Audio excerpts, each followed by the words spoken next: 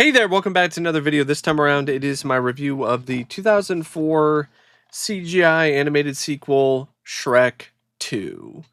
Now, Shrek 2, in my opinion, is one of those rare sequels that is actually better than the first. And I really liked the first film. I have fun with that one. But I've always loved Shrek 2, and I've always liked it more. Even when I was younger, I still liked it more. This is the one that I watched the most. And this is actually my childhood DVD. My parents actually held on to it. So I didn't watch it on DVD, though. I watched it on a 4K transfer, which looks great, by the way. But it was an absolute blast. It was so enjoyable and such a nostalgic and just a really fun experience rewatching Shrek 2. And as an adult, like there are certain references and certain gags and certain things that I didn't necessarily get when I was younger. So it was honestly an even better movie after the most recent watch.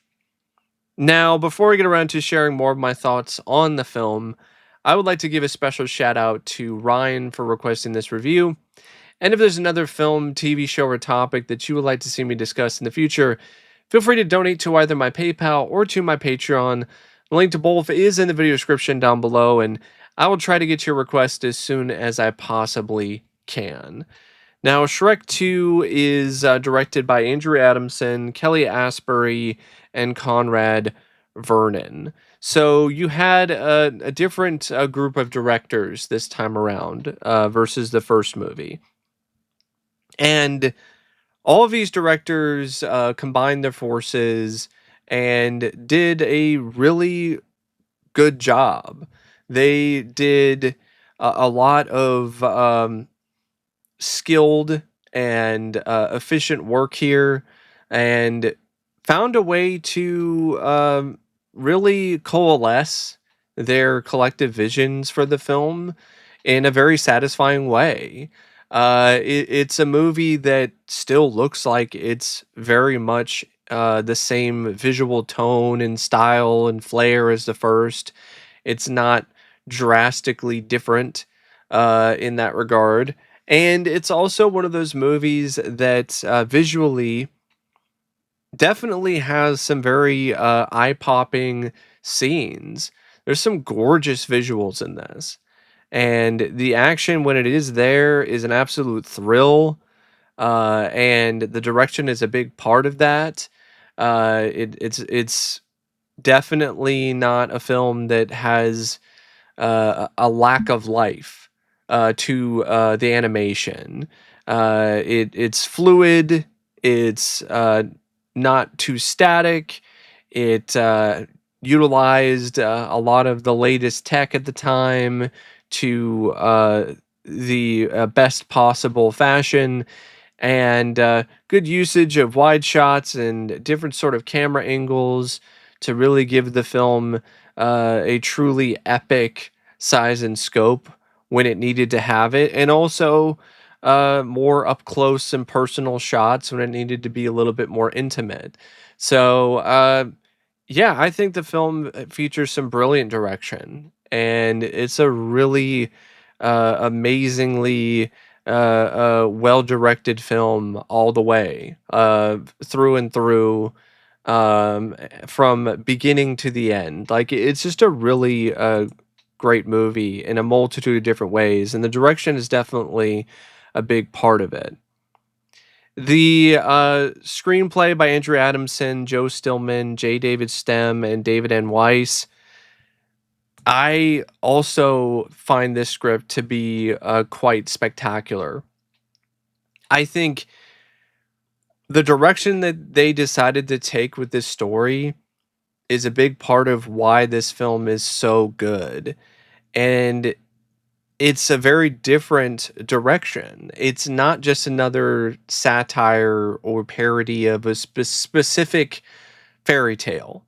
It's more of its own standalone story with a lot of fairy tale characters in it, but it's not trying to just be another rendition of a fairy tale. And that's what led to a lot of butting of heads with the first film's screenwriters. They did not like the fact that this is the direction that they were taking the sequel in. So Ted Elliott and Terry Rossio were then replaced with these other writers because they were more open and willing to go along with this new path, and I think it ultimately paid off, and then some.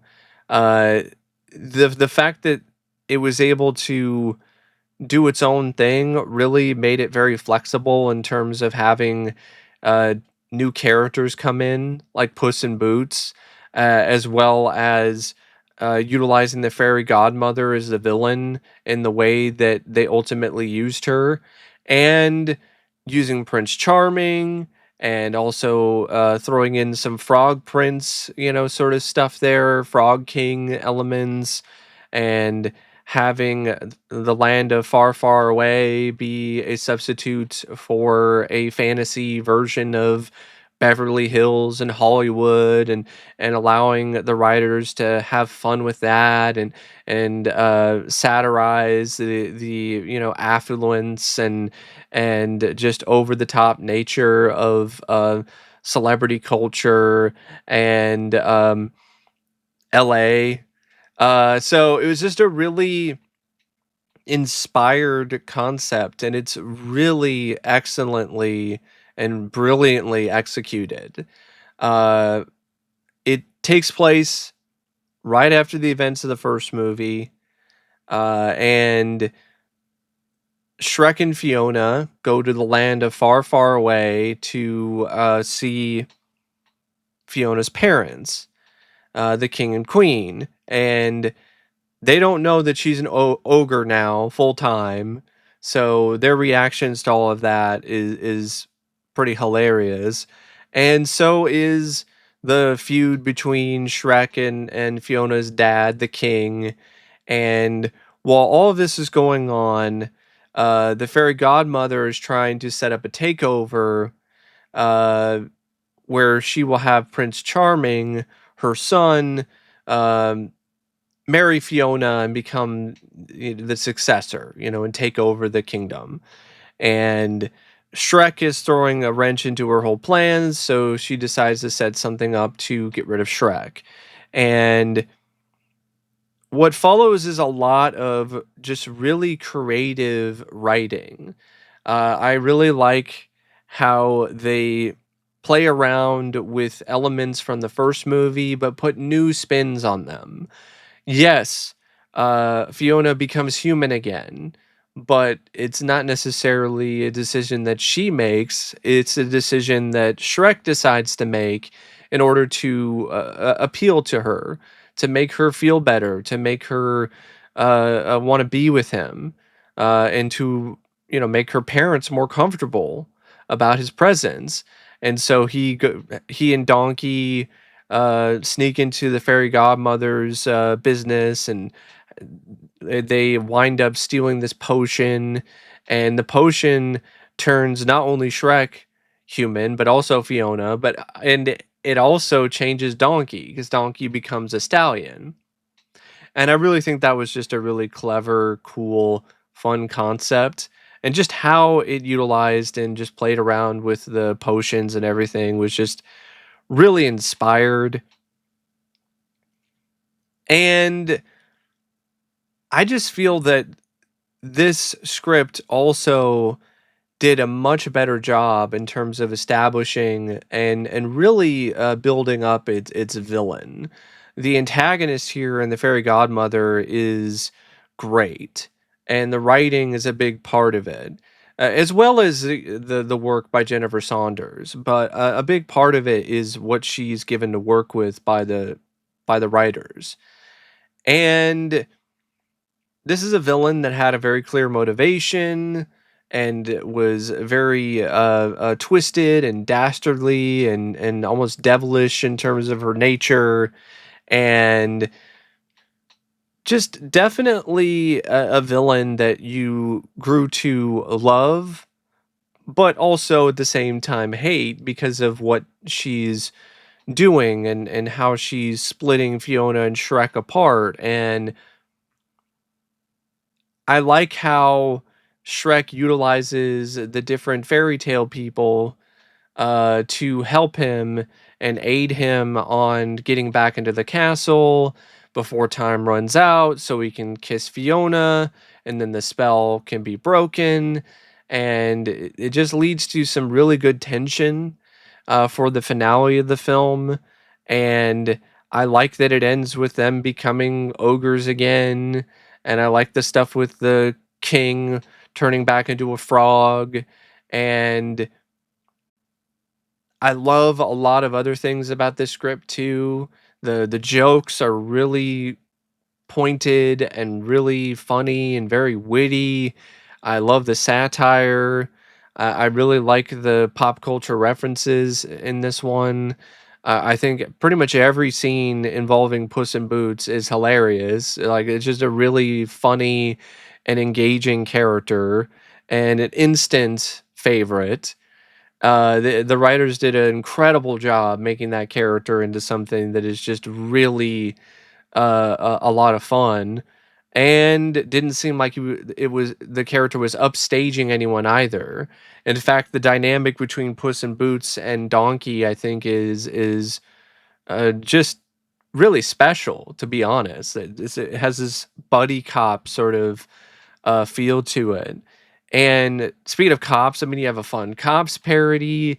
You even have like an alien reference. You get a lot of stuff in this that is just a lot more, in my opinion, daring. Like the first movie was definitely daring in terms of how it was willing to skewer Disney, but this time around, it's just going everywhere. Like it's like no one is off limits here. It's going full on pop culture, and I love that about it. And I even like the whole stuff with Donkey and having the donkey babies that are also part dragon. And I like a lot of the themes in it. I like the heart. I like that the heart of the first film is still very much maintained here in the script. I like how you get some really larger than life creations like the giant gingerbread man and Mongo. And there's just so much about this sequel that I just absolutely adore, and a lot of it has to come. It honestly comes down to the quality of the script. It's a really special screenplay, and I think it still stands to this day as like one of the best scripts for a sequel or for an animated film in general. Now, the voice cast once again is just stellar, top notch. Uh, Mike Myers is back as Shrek and just as lovable and just as gruff as before. Uh, and Eddie Murphy is just as funny and just as lively as Donkey. Cameron Diaz is still really strong as Princess Fiona. But you have some newcomers who also hold their own, and Julie Andrews as Queen Lillian, and John Cleese as King Harold, and Rupert Everett as Prince Charming, and of course Antonio Banderas in his scene-stealing performance as Puss in Boots, and Jennifer Saunders as the fairy godmother, who I've always been a big fan of hers from her days doing like British television, doing shows like Absolutely Fabulous, which I love. I love that show. And she's so funny in that. And French and Saunders as well, the sketch comedy show that she did for a while with Jennifer French. I think is it Jennifer French? Dawn French, I think that's who it is actually. But yeah, I really like Jennifer Saunders. So it's really cool to see her lend her talents to animation, and this was her first time doing something like this, and it was almost as if she was a longtime vet. because it was so seamless and so easy for her to do. It was just such a memorable, iconic, incredible performance by her. She even did the vocals too for the cover of I Need a Hero, which is just one of my favorite scenes of any film, to be honest, in the 2000s. And she's a big part of the reason why. And yeah, just a deliciously, delectably, just devilish performance by Jennifer Saunders as the fairy godmother.